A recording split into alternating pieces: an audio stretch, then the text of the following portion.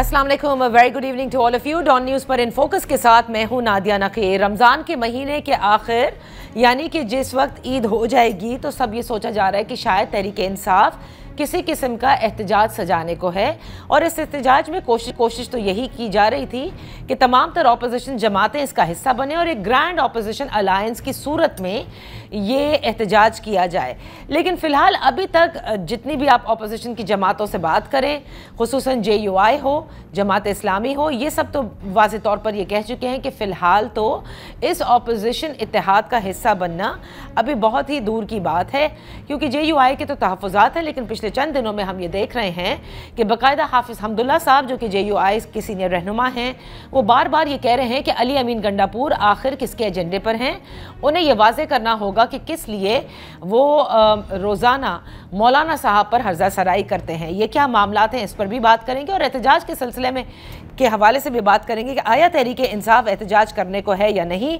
अलबत्ता social media पर तहरीक इंसाफ की जो मौजूदा क़यादत है, इस पर कड़ी तनकीद की जा रही है कि इमरान खान साहब अभी तक जेल में हैं और क़यादत इस सूरत में कुछ भी करने में नाकाम ही रही है। इन तमाम उमूर पर बात करने के लिए हमारे साथ secretary general Tehreek Insaf barrister Salman अकरम राजा साहब, बेहद शुक्रिया फॉर जॉइनिंग अस। सलमान अकरम राजा साहब, पहले तो ये बताइएगा कि अभी हाल ही में ये बात आई थी पिछले 2 रोज़ कबल कि JIT के सामने तहरीक इंसाफ की कुछ क़यादत, जो आला क़यादत है, उसको बुलाया गया है मुतनाज़ा ट्वीट्स के हवाले से वो बयानात रिकॉर्ड करने के लिए। और फिर ये खबर आने लगी कि काफ़ी सख्त सवालात भी किए गए, शाह फरमान थे, आपको भी शायद मदऊ किया गया है, रऊफ़ हसन साहब और दीगर जो कायदीन हैं। ये मामला कहाँ तक पहुँचा है सलमान साहब? जी, JIT एक है कायमशुदा और वो बुला रही है हमें। मैं भी चंद दिनों में जाऊंगा। देखिए, ये सब तो जो पीका का कानून है उसका शाखसाना है ना। ये बात बिल्कुल वाज़े नहीं कि कौन सी ऐसी चीज है जो कही गई है जो बुनियादी हुकूक के मुनाफी है। आइन जो है इजाजत देता है, बल्कि एक हक पैदा करता है आज़ादी इजहार का। तो अगर तनकीद जो है वो जुर्म है तो फिर हमें आइन को असर नौ देखना होगा कि हमारा आइन है क्या। अगर उसमें आप हुकूमत वक्त की तनकीद करें, आप इलेक्शन के बारे में कोई बात करें या 26वीं तरमीम के बारे में बात करें कि मुल्क में जो हालात हैं इलेक्शन के बाद, जिस तरह के इलेक्शन हुए, जिस तरह हमारी जो शिकायत अदालतों के सामने है इलेक्शन लूटने के हवाले से, उसका जिक्र करना भी अगर एक जुर्म है तो फिर एक कब्रिस्तान है पाकिस्तान, उसमें हम सब खामोश सर झुका कर बैठ जाएं। फिर तो यही है, जिस किसी को ये कबूल है वो जी ले अपनी जिंदगी, जिसको कबूल नहीं है वो बात करेगा और वो जेलों में जाएगा। तो सलमान अकरम राजा साहब, ये भी कुछ सुनने में आ रहा था कि क्योंकि जाहिर है सबसे ज़्यादा प्रॉब्लम इस वक्त तहरीक इंसाफ के उस सोशल मीडिया से है जिसमें वो बार बार जब जिक्र किया जाता है या कोई ऐसी मुहिम कहीं भी चलाई जाती हैं तो उसमें बाकायदा तौर पर कहा जाता है कि तहरीक इंसाफ ही ये कर रही है। क्या अभी तक आप ये समझते हैं, क्योंकि मामलात देखें ना तो इस वक्त हुकूमत के साथ चल रहे हैं आप लोगों के, ना ही इस्टेब्लिशमेंट के साथ चल रहे हैं, तो कहीं ये आप समझते हैं कि एज सेक्रेटरी जनरल आपने इमरान खान साहब से ये कहना है कि हमें अपने सोशल मीडिया को थोड़ा टेम करना होगा अगर हमें आगे बढ़ना है? देखिए, क्या गुफ्तगू होगी इमरान खान साहब के साथ वो तो मैं नहीं आपसे कह सकता, बयान कर सकता, लेकिन इतना जरूर है आपको, मुझे, पूरी कौम को ये सोचना है कि आगे बढ़ने का क्या मतलब है। आगे बढ़ने का मतलब इताअत है, आगे बढ़ने का मतलब जुबाबंदी है, सर को झुकाना है। क्या मतलब है आगे बढ़ने का? देखिए, अगर तो आपका मकसद सिर्फ कोई कुर्सी हासिल करना हो तो फिर आगे बढ़ने का मतलब कुछ और होता है। सही। अगर आपका मकसद माशरे में तब्दीली लाना हो, रियासत में तब्दीली लाना हो, हुकूक के लिए लड़ना हो, खड़ा होना हो, तो फिर आगे बढ़ने का मतलब कुछ और होता है। ये बात आपने बड़ी खूब कही। इसका मतलब कि आगे बढ़ने के हवाले से ये तो पहले ही आप लोग कह चुके हैं कि किसी किस्म की डील नहीं होगी, तो क्या हम यही समझें कि फ़िलहाल ना तो आप लोगों की कोई इंगेजमेंट है इस वक्त इस्टेब्लिशमेंट से किसी भी सतह पर, और हुकूमत के साथ तो है ही नहीं इस वक्त? देखिए, नहीं भी है और है भी। हम मौजूद हैं ना, हम बात कर रहे हैं, हम किसी दूसरे सियारे पे तो नहीं बैठे हुए। हमारे मेंबरान पार्लिमान में हैं, नेशनल असेंबली में हैं, सेनेट में हैं, एक सूबे में हमारी हुकूमत है। जाहिर है हमारी गुफ्तगू रोज़मर्रा की बुनियाद पे इदारों के साथ भी होती है, दीगर सियासी जमातों के साथ भी होती है, आपके साथ भी होती है। सही। तो ऐसा नहीं है कि हम कहीं दूर कहीं बैठे हुए हैं, और हम बिल्कुल पाकिस्तान की हर छोटी बड़ी सियासी जमात से इस वक्त गुफ्तगू कर रहे हैं। हमने हाथ बढ़ाया है और हमने ये कहा है कि इस मुल्क को इस वक्त जरूरत है जमहूरियत की, बुनियादी हुकूक की, अदलिया की आज़ादी की। इन तमाम मामलात के लिए हम सबको इकट्ठे चलना है, और हम हर एक को ये दावत दे रहे हैं कि आप ये काम कीजिए, हमारे साथ मिलके कीजिए, या अपने तौर पे कीजिए, या आपका फर्ज है, ये तारीख का आज तकाजा है। कोई किसी पे एहसान नहीं करेगा अगर वो जमहूरियत के लिए खड़ा होता है, बुनियादी हुकूक के लिए खड़ा होता है। तो ये तो हर एक से मैं समझता हूँ पाकिस्तान की आवाम का तकाजा है। सही। तो हमारी गुफ्तगू हर एक से है। ठीक है, और आप लोगों की मुलाकातें भी हो रही हैं, सिंध में भी आप आए, आप लोगों ने मुलाकातें की, लेकिन आते हैं अपोजिशन की तरफ, जो इत्तेहाद ग्रैंड अलायंस बनाने को थे। सलमान अकरम राजा साहब, क्या अभी ये तय है कि ईद के बाद किसी किस्म का कोई एहतजाज is in the ऑफिंग bye Tehreek Insaf? देखिए, एहतजाज का लफ्ज जो है ना, उसका भी मतलब जो है कुछ भी हो सकता है। एहतजाज एक बहुत बड़ा लफ्ज है, एक सियासी एक्टिविटी, एक सियासी जद्दोजहद जरूर होगी। इसका क्या मतलब लोग लेते हैं लफ्ज एहतजाज से, मुझे ये वाज़ेह नहीं है। एहतजाज के बहुत से पैराए होते हैं, और हम समझते हैं, मुझे यकीन है कि हम अकेले नहीं होंगे, हमारे साथ बहुत लोग होंगे, बहुत सी जमातें होंगी। और JUI बिल्कुल हम उनसे गुफ्तगू कर रहे हैं। अभी बहुत जल्दी है ये कहना कि बात आगे नहीं बढ़ेगी। अली अमीन गंडापुर साहब भी बिल्कुल वाज़ेह नज़रिया रखते हैं कि उनकी जो कोई इलाकाई सियासत है डेरा इस्माइल खान के हवाले से अगर रकाबत है, तो वो एक बड़ी कौमी तहरीक के रास्ते में नहीं आएगी। ये बिल्कुल वजाहत है उनकी जानिब से, और आप देखेंगी अगले चंद दिनों में पेशरफ्त होगी। तो वो जो नाराज़गी है, और जो मैंने इब्तिदा में भी बयान का जिक्र किया, जो तहफ़्फ़ुज़ात तो थे, वो तो ज़ाहिर है आप ही लोगों ने दूर करने हैं, और बरमला कह चुके हैं JUI कि हमने वो तहफ़्फ़ुज़ात असद कैसर साहब के सामने रखे थे, and we are still awaiting their response. बड़े मामूली तहफ़्फ़ुज़ात हैं, उनमें कोई बड़ी बात नहीं है जिस पे हमारा कोई इत्तफ़ाक़ राय ना हो सके। तो इसलिए अगर वही तहफ़्फ़ुज़ात हैं तो फिर तो मुझे कोई मसला नज़र नहीं आता JUI के साथ। अगर उनसे हटकर कोई बात है तो वो दूसरी बात है। लेकिन मैं ये समझता हूँ JUI हो, कोई और जमात हो, जमात इस्लामी हो, उनको इस वक्त अपना तारीखी रोल अदा करना है, जमहूरियत और आइन के लिए खड़ा होना है। अगर नहीं होते तो फिर उनको बहुत से सवालों का जवाब देना होगा। इसलिए ज़रूरी नहीं है कि वो हमारे साथ खड़े हों, उनको अपने आप भी खड़ा होना है। हमारी ख्वाहिश है कि हम सब मिलकर खड़े हों। तो सलमान अकरम राजा साहब, ये भी मुझे बताइएगा कि इस वक्त जो हालात हैं सिंध में, जब आप आए तो उसके बाद ये जो कनाल का पूरा इशू था उस पर भी आप लोग बोले, और आप कई बार इस पर बात भी कर चुके हैं। तो are you supporting the kind of protest जो कि यहाँ पर भी इस वक्त हो रहे हैं? और आपने देखा हफ्ते के रोज भी बहुत ज़बरदस्त किस्म की वकला बरादरी ने भी यहाँ प्रोटेस्ट की। बिल्कुल PTI इसको सपोर्ट करती है। देखिए, कोई तरीका नहीं है मुल्क को चलाने का। ये एक विफाक है, ये कोई एक बादशाहत नहीं है जिसके फैसले कहीं एक जगह बैठकर हो जाएं। आपको इस मुल्क के हर फर्द को शामिल करना है फैसला साजी में। जो कुछ भी हो रहा है, आपको सिंध के तहफ़्फ़ुज़ात को दूर करना है। आपको यकीनी बनाना है कि सिंध का जो पानी है उसका एक कतरा भी किसी तशवीश का बायस ना हो। ये ना लगे लोगों को कि आइंदा ये मुमकिन है कि पानी को मोड़ दिया जाएगा या रोक दिया जाएगा। वो एक लोअर राइपेरियन जिसे कहते हैं, वो दरिया में समंदर के करीब एक खित्ता है सिंध। सिंध धरती की जो ज़रूरत है, जो समंदर में पानी जाना चाहिए वो बहरहाल जाना चाहिए, जो सिंध का हक है वो बहरहाल महफूज रहना चाहिए। ये नहरें जो हैं क्या करेंगी, पानी कहाँ से लाएंगी, कहाँ जाएगा, ये बात बिल्कुल वाज़ेह होनी चाहिए। क्या आपको वाज़ेह है, क्या मुझे वाज़ेह है, और यकीनन सिंध के अवाम को वाज़ेह नहीं है। हर चीज़ अगर आप बंद कमरों में करेंगे, काउंसिल ऑफ कॉमन इंटरेस्ट का इजलास तक नहीं बुलाएंगे, तो ऐसा ही होगा। इसकी मज़ाहमत मैं समझता हूँ ज़रूरी है, जब तक के मामलात को शफाफियत से और दयानतदारी से कौम के सामने नहीं रखा जाता। सलमान अकरम राजा साहब, आपने देखा कि खैबर पख्तूनख्वा के जो हालात हैं इस वक्त, खुसूसन दहशतगर्दी के हवाले से जो वो सूबा इस वक्त फेस कर रहा है, फिर उस ऐसे में हमने देखा कि काबीना के अंदर भी तोसी की गई, और उसमें बड़ा सरप्राइज हुआ। सरप्राइजिंग एलिमेंट ये था कि मुशीर दाखिला बनाए गए परवेज़ खटक साहब। किस किस्म की मैसेज इसके अंदर छुपा हुआ है, आप समझते हैं? ये मैसेज छुपा हुआ नहीं है, बिल्कुल वाज़ेह है कि ये एक अखलाकी तौर पे बिल्कुल दिवालिया हुकूमत है जिसको हाथ पांव मारने पड़ रहे हैं। 16 सीटों पर मुश्तमिल एक जमात को आपने हुकूमत दे दी, इसलिए वो उन लोगों को पुकार रही है जिनकी अपनी कोई हैसियत नहीं है, जो खुद हम कहते हैं फॉर्म 47 की बुनियाद पर पार्लियामान में बैठी हैं। तो ऐसे लोगों का एक कट जो है वो कोई ताकत की अलामत नहीं है, वो हजीमत और शर्मसारी की अलामत है। तो एक ये शर्मसार हुकूमत है जो हाथ पांव चला रही है, लेकिन पाकिस्तान की आवाम सब कुछ देख रही है, सब मामला आवाम के सामने है। और इसीलिए हर रोज पीटीआई और इमरान खान की जो मकबूलियत है अवाम में वो बढ़ रही है। हर रोज हम बाहर कदम रखते हैं तो हमें एहसास होता है कि पाकिस्तान की आवाम सिर्फ हमारी जानिब देख रही है। और अता तारड़ साहब ने गुज़िश्ता रोज़ ही एक जगह इंटरव्यू में ये कहा है कि इसलिए एहतजाज नहीं कर रही तहरीक इंसाफ कि अब उनकी मकबूलियत कम हो गई है। देखिए, ये अपने आप को बहलाने की बातें हैं।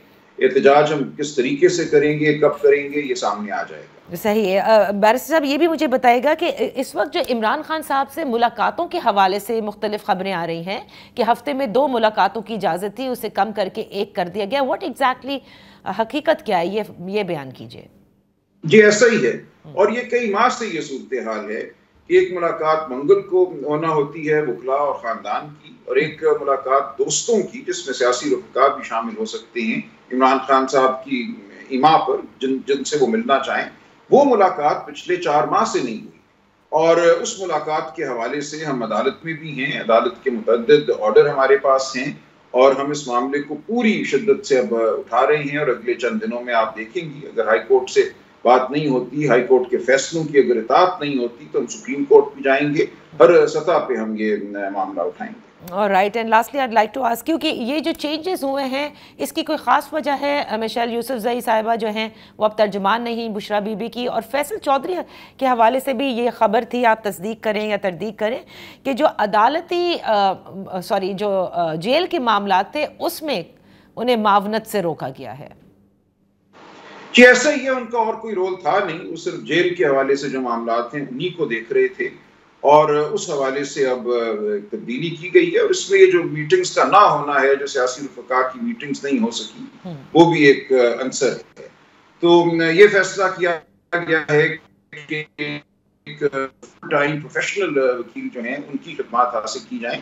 वो वकला जो अपनी वकालत को सियासत चमकाने के लिए इस्तेमाल करते हैं, मासवाए उनके जिनको कहा गया है कि सियासत करो, उन बाकी तमाम वकला को फारिग किया जाए, और वही वकला अब वकालत करेंगे जिनका मकसद वकालत करना है, वकालत के जरिए कोई सियासी रोल हासिल करना नहीं है। तो इसका मतलब Faisal Chaudhry is not on the legal team right now on any case. देखिए, जो रोल अदा कर रहे थे जेल में मामला जो हैं उनके हवाले से, वो रोल अब कोई और अदा करेगा, चौधरी ज़हीर अब्बास साहब और उनकी टीम। ओह, ओके, ऑल राइट। तो इसका मतलब फ़िलहाल वो कहीं पिक्चर में नहीं हैं इस पूरे सिनेरियो में, क्योंकि हमारी जब भी उनसे होती है तो बानी तहरीक इंसाफ के वकील की हैसियत से ही वो अभी तक पार्टिसिपेट कर रहे थे। अब आप कह रहे हैं कि ये सारी तब्दीली कर दी गई है। बहुत शुक्रिया बैरिस्टर सलमान अकरम राजा साहब for being with us on the show. यहाँ पर मैं एक ब्रेक लेती हूँ।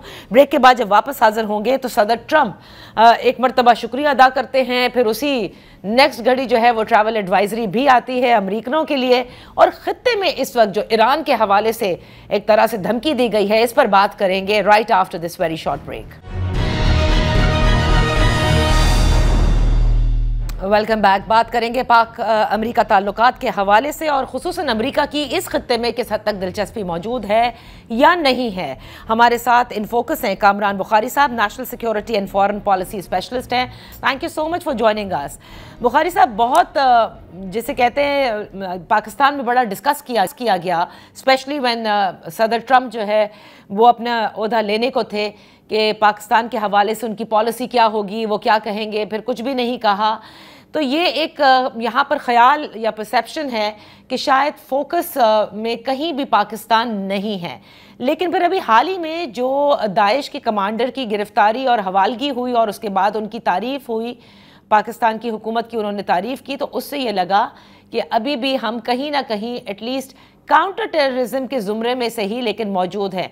क्या हमारी इतनी ही ताल्लुक़ है, या आप समझते हैं कि ये ब्रॉडन होने को है अब? जी देखें, ये जाहिर है ये एक टैक्टिकल लेवल का एंगेजमेंट है। काउंटर टेररिज्म उस तरह की प्रायोरिटी लिस्ट पे नहीं है जैसे कि गुज़श्ता माजी में था।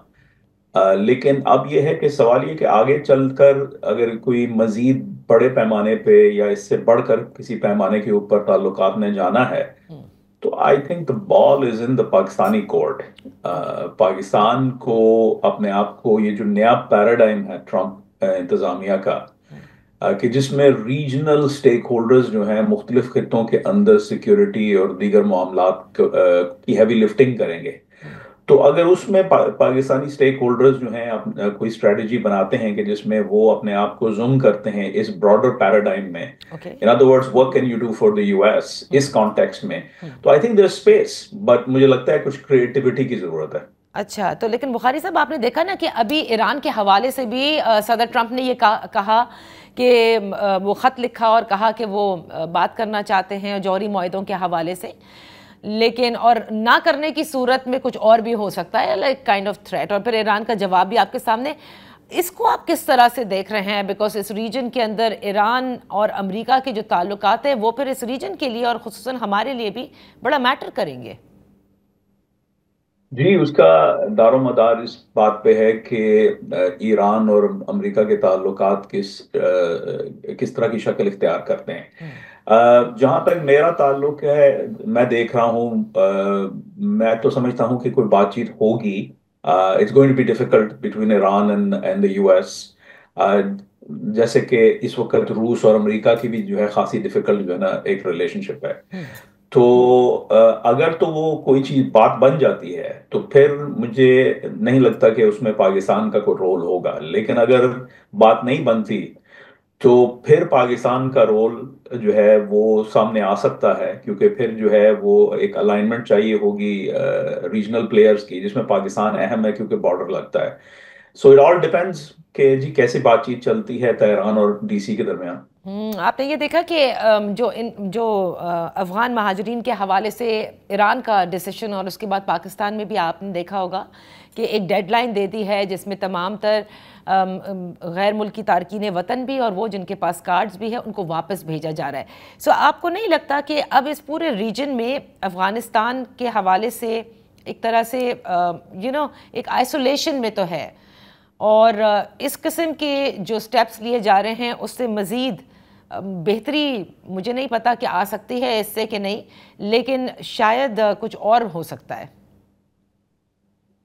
जी देखिए, अलॉट डिपेंड के अफगानिस्तान की क्या सूरत हाल बनती है, और फिर उसके साथ साथ जो है ताजिकिस्तान में भी इंस्टेबिलिटी का खतरा है, और फिर ये जो अफगानिस्तान में जो डायनामिक्स हैं ये स्पिल ओवर होंगे नॉर्थवर्ड्स, तो उसमें चाइना के लिए भी इश्यूज होंगे।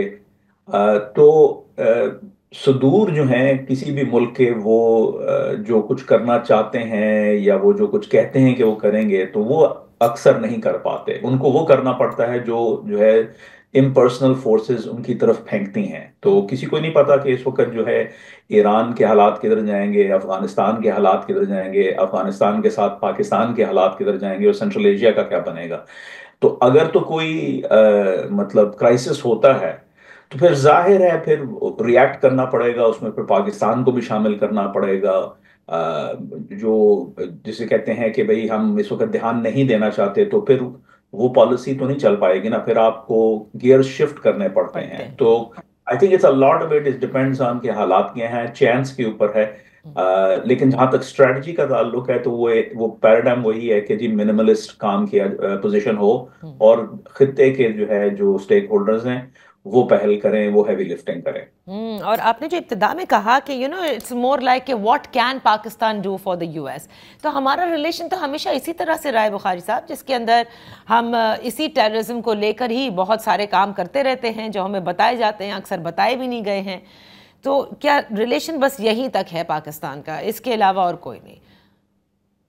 जैसे मैंने अर्ज किया नादिया कि डिपेंड करता है ना, बॉल जो है वो अब इस्लामाबाद के कोर्ट में है कि ये एक नई दुनिया है, एक नई दुनिया उभर के सामने आ रही है। अमेरिका का एक नया जो है तौर तरीका है फॉरेन पॉलिसी के हवाले से, तो उसमें पाकिस्तान क्या किरदार अदा कर सकता है ये तो अमेरिका तो डिसाइड नहीं करेगा ना, ये तो पाकिस्तान डिसाइड करेगा कि हालात को देखते हुए कि भाई इस चीज में हम रोल क्या अदा कर सकते हैं।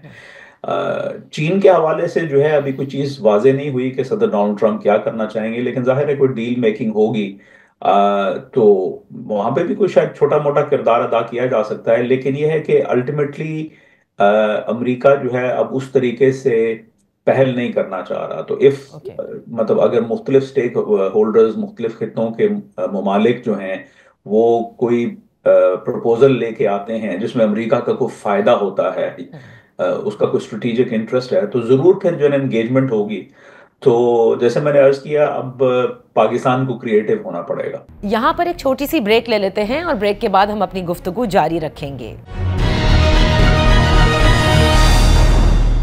Welcome back. आप देख रहे हैं प्रोग्राम इन फोकस। अफगानिस्तान की तरफ आना चाहूँगी क्योंकि दहशतगर्दी से इस वक्त पाकिस्तान नंबरद आज़मा है। खैबर पख्तूनख्वा की सूरत हाल आपके सामने है और बारहा पाकिस्तान ये कहता है कि अफगानिस्तान की सरजमीन पाकिस्तान के ख़िलाफ़ इस्तेमाल की जा रही है और अफगान तालिबान TTP को सपोर्ट भी करते हैं। ये सारी चीज़ें सामने हैं। अब अफगानिस्तान के हवाले से ये क्यों आपको लगता है कि अमेरिका समझता है, आई डोंट नो, या उनके इस वक्त उस लिस्ट के ऊपर अफगानिस्तान कहीं एग्जिस्ट नहीं करता क्योंकि वो इनखला कर चुके हैं, कि ये एक ऐसा ग्राउंड बन रहा है जहां पर हर किस्म के ग्रुप्स मौजूद हैं और ये फ्यूचर में बहुत बड़ा मसला बन सकता है अगर अभी ना इसको डील किया गया। जी सही कह रही हैं आप।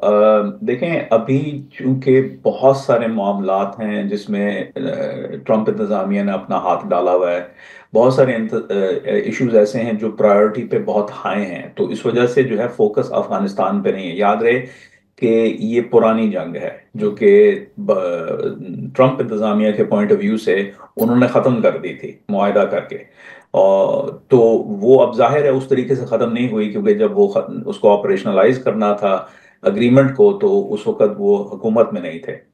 तो अब देखना ये है कि अगर कि ये किस हद, मतलब ये ऊंट किस करवट बैठता है। बिल्कुल। अगर दहशतगर्दी स्पिल ओवर होना शुरू हो जाती है, अब जो अंदरूनी हालात हैं अफगानिस्तान के जिसमें तालिबान के अंदर जो है दरारें हैं, तो वो अगर जो है कोई खाना जंगी की सूरत से सिचुएशन बन जाती है, जैसे मैंने पहले अर्ज किया, अगर ताजिकिस्तान में स्पिल ओवर होता है, पाकिस्तान में स्पिल ओवर होता है, तो फिर इसको देखते हुए फिर जाहिर है कोई ना कोई प्लान बनाना पड़ेगा ना। लेकिन ये है कि ये जब तक होगा नहीं, आई डोंट थिंक कि जो है कोई प्रिएम्प्टिव किस्म का कोई मेजर लिया जाएगा, क्योंकि यहाँ पे वो प्लेट जो है डोमेस्टिक एंड फॉरेन पॉलिसी के इश्यूज की वो ओवरफ्लो कर रही है। और फ़लस्तीन के साथ जो इस वक्त मामलात हैं, जो आते के साथ ही ट्रंप इंतज़ामिया ने कहे थे कि how they want to take over Gaza, और फिर उसे डबल डाउन भी किया था।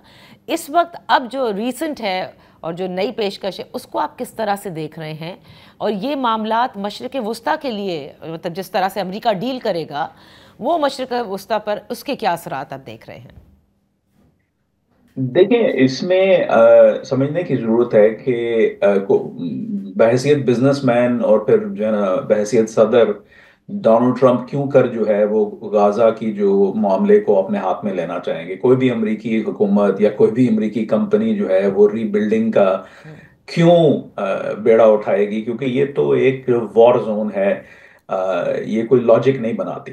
तो ये इशू का दबाव डालने का, और दबाव डालना था सऊदी अरब के ऊपर और दीगर अरब ममालिक पे कि देखें, जब से जो है ये इजरायली फलस्तीनी तनाज़ा शुरू हुआ है, तब से आपने जो है इसकी जिम्मेदारी नहीं ली और हम पे छोड़ा हुआ है कि 2 स्टेट सोल्यूशन बनाएं। ये आपकी जिम्मेदारी है। फलस्तीनी भी अरब हैं, मुसलमान हैं। आप लोग जो है बहैसियत सऊदी अरब जो है अपने आप को लीडर कहते हैं, तो फिर आप कीजिए। हम जो है जो हमसे मदद होगी, हम जो कर सकेंगे वो करेंगे, लेकिन आप इसकी जिम्मेदारी लें। फलस्तीनी अब आपकी जिम्मेदारी है, वहां क्या होगा आपको बैठ के इसराइल के साथ तय करना है। तो मैं समझता हूँ ये वो प्रेशर था, एक अपना वो बयान देना वो कि जी हम खुद जो है इसको रीबिल्ड करेंगे, उसमें कोई हकीकत नहीं थी। अब आप देखते हैं कि जो है सऊदी अरब की जानिब से जो है जो बिहेवियर शिफ्ट आया है, जिसकी एक और अलामत ये भी है कि देखें जो रूस के और अमेरिका के जो बातचीत चल रही है यूक्रेन के हवाले से, उसका सेकंड राउंड भी जो है वो रियाद में होने वाला है। तो एक तरह से जो है अमेरिका सऊदी अरब के स्टेटस को अपग्रेड करना चाह रहा है ताकि उसको कम से कम काम करने पड़े। ओके अच्छा, तो ये इस तरह से मामला चलेंगे। Well, thank you so much Kamran Bukhari साहब for being with us on the show. यहाँ पर छोटी सी ब्रेक लूँगी, जब ब्रेक से वापस हाजिर होंगे तो उस चीज़ पर बात करेंगे जिस पर हर पाकिस्तानी का दिल धड़कता है। बड़े सवालात हैं दिलों में, जवाब देखेंगे अगर उसके कुछ मिल सके तो। Welcome back. बात करेंगे उस खेल के हवाले से जिस पर पाकिस्तानियों का दिल धड़कता है, यानी क्रिकेट। चैंपियंस ट्रॉफी का आज आखिरी रोज़ है, फाइनल हो रहा है दुबई में। बड़े सवालात हैं लोगों के जहनों में और वो जवाब चाहते हैं। पता नहीं वो जवाब मोहसिन नकवी साहब देंगे, वो अगर ना भी दें तो क्रिकेट के जो तज्ज़ियाकार हैं, जो सीनियर सहाफ़ी हैं, उन्हें भी बहुत कुछ पता होता है और कई जवाब हम उन्हीं से ढूंढते हैं। तो वेलकम करते हैं, इन फोकस है हमारे साथ मिर्ज़ा इकबाल बेग साहब, किसी तारुफ के मोहताज नहीं। थैंक यू मिर्ज़ा साहब फॉर जॉइनिंग अस। आज चैम्पियंस ट्रॉफी का जो फाइनल है और हम होस्ट कर रहे थे इस चैंपियंस ट्रॉफी को, इसका फिनाले दुबई में होना, इस पर अभी भी लोग जो हैं, जो शायकीन क्रिकेट हैं पाकिस्तान में, वो ये कहते हैं ये क्या बात हुई, होस्ट हम कर रहे हैं और क्लोजिंग सेरेमनी और सब कुछ जो है वो दुबई में हो रहा है। तो आप क्या समझते हैं, ये जो मोहसिन नकवी साहब ने अग्री किया इस हाइब्रिड मॉडल को, ये पाकिस्तान के लिए दुरुस्त साबित हुआ क्या? बहुत बहुत शुक्रिया नादिया। इसे कहते हैं कि बेगाने की शादी में अब्दुल्ला दीवाना। शादी हो रही है वहां दुबई में, फाइनल दुबई में हो रहा है और पाकिस्तानी शायकीन क्रिकेट महरूम है। बोर्ड के ऑफिशियल यकीनन इस बहाने चले गए दुबई मौसम की तब्दीली के लिए, जरा शॉपिंग के लिए, कि फाइनल दुबई में और मेजबान पाकिस्तान है। ये बहुत बड़ा ब्लंडर पाकिस्तान ने किया। एक तो पहले हमने हाइब्रिड मॉडल के आगे सरे तस्लीम खम किया। उसकी क्या वजूहत थी, वो कह रहे हैं जी हमें पैसे नहीं मिलते, ये था वो था, हमने ग्राउंड बनाना शुरू कर दिए। चले मान लिया कि भारत के आपने भारत की बात मानी, आपने 3 मैचेस जो थे भारत के वहीं रखे, खुद भी जाकर आपने बहैसियत मेजबान यहाँ के बजाय वहां जाकर आप खेले। लेकिन एटलीस्ट फाइनल के लिए तो इन्हें बात करनी चाहिए थी ना कि 29 साल के बाद फाइनल मैच पाकिस्तान में कोई होना था, 1996 के वर्ल्ड कप के बाद। लेकिन क्या हुआ, मेरे ख्याल में ये मिसमैनेजमेंट है। ये पता नहीं था, जो इर्द गिर्द चेयरमैन के लोग हैं जो शाह से ज्यादा शाह के वफादार बनते हैं, क्योंकि चेयरमैन तो कहते हैं उन्हें क्रिकेट का नहीं पता,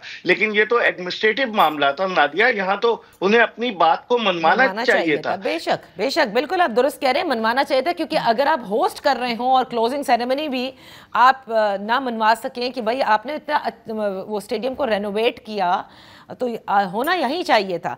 बहरहाल थोड़ा आगे चलते, चैंपियंस ट्रॉफी में हमारी जो परफॉर्मेंस रही उस पर अब जितना भी रो लें, गमगीन हो जाएं, वो तो एक अलग बात है। लेकिन हम समझ रहे थे कि एक और सर्जरी होगी, कहा तो उस वक्त यही जा रहा था, लेकिन न्यूजीलैंड की जो स्क्वाड अनाउंस हुआ उसमें लगभग वही तमाम लोग हैं। तो क्या हुआ मिर्जा साहब?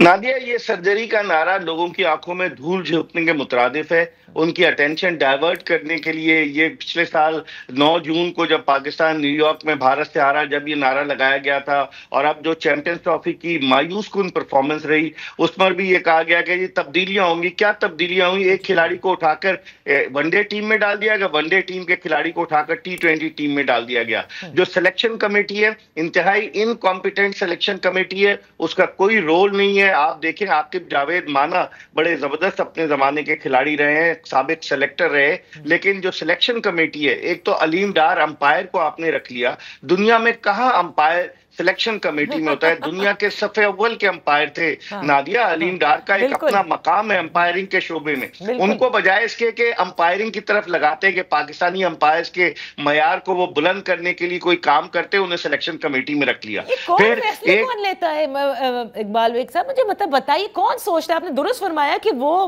पाकिस्तान की अंपायरिंग को बेहतर करते, ना कि वो सिलेक्शन कमेटी का हिस्सा बन गए। बस ये फैसले जो लोग करते हैं, जो उनके मुशीर हैं चेयरमैन साहब के, जो उन्हें मशवरा दे देते हैं, जैसे उन्हें एक मशवरा दे दिया स्ट्राइक फोर्स कैंप लगा दे, छक्कों की प्रैक्टिस कराएं लड़कों को during the season. Abdul Razzaq को छक्कों की प्रैक्टिस लगाने के लिए करा दिया।